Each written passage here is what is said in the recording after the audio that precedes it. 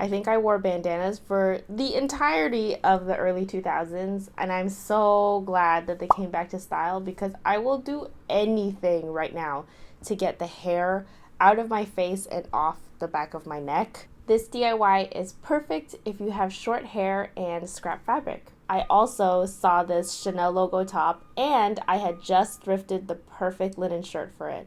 Except I wasn't into recreating the logo, so I thought of something else to put on it that I truly believe in. So let's get started. Since I haven't been thrifting in the last while, I dug into my existing bin of to flip pile and found some nice fabric to work with. And I remembered I had this embroidered fruit crop top that doesn't quite fit right and thought this would be the perfect material to work with.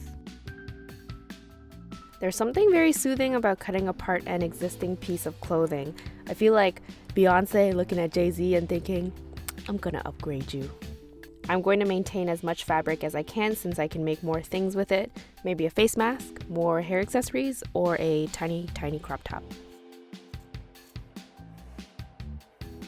I was going to use the ties of the back as bandana ties, but these sleeve ties are perfect for a standout finish to what would have been an ordinary bandana. I always had a hard time tying triangular scarves, so these extra long ties are functional and a nice peekaboo out of hair.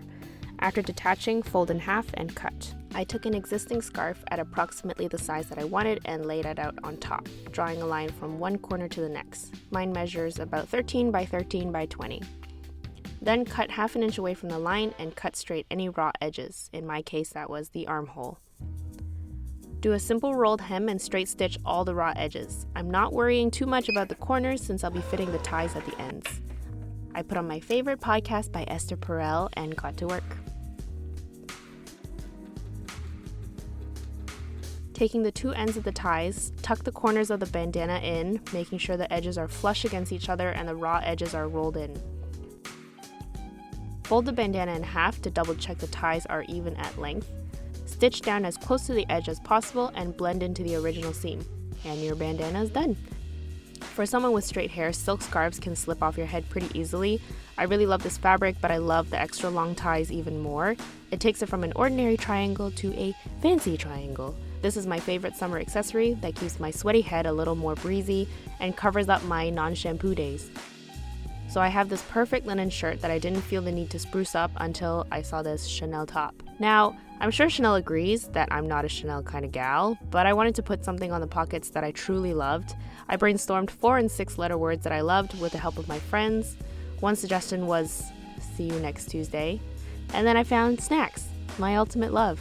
My pocket measures 5 by 2 inches, which I set as a border on the computer to visualize how much spacing I should have for my letters. If you're going for a handwritten look, feel free to skip this step, but I really wanted a sharp, distinct font that was legible. The last thing I'd want is someone staring at my boobs for a long time, trying to read what's on it. I had a couple of top contenders and printed them out at my parents' place. After placing the paper versions, I settled on this font. I was going to use felt, but found these scrap hems from jeans, which has a less crafty look than felt. You need really sharp scissors and patience to cut out the letters, but it's totally worth it to use as a stencil. Use a ruler for baseline and glue the letters down. This will just hold the letters in place since pins will get in the way of such small letters. Place the center letter first to set your midpoint. Now ever so slowly, even manually, stitch your letters down with a small stitch length. I was using my mom's machine and it suddenly went rogue on me. What the f? It ruined it. I was going so slow. And then, but it kept going. Luckily, denim and linen are pretty forgiving. After stitching down the letters, we're going to use glue. Yes, glue again, but this time fabric glue to just seal off the raw edges. If you don't like the slight fuzzies, I'd go with other non-woven fabrics, like scrap leather even. This is the final result. I like that it makes the top just a bit different, and I love that I can still remove all of the letters should I ever get tired of snacks, which is never. You can do this to virtually any top, and if you recreate any of these DIYs, please tag me on Instagram at Letitia. I'd love to feature you.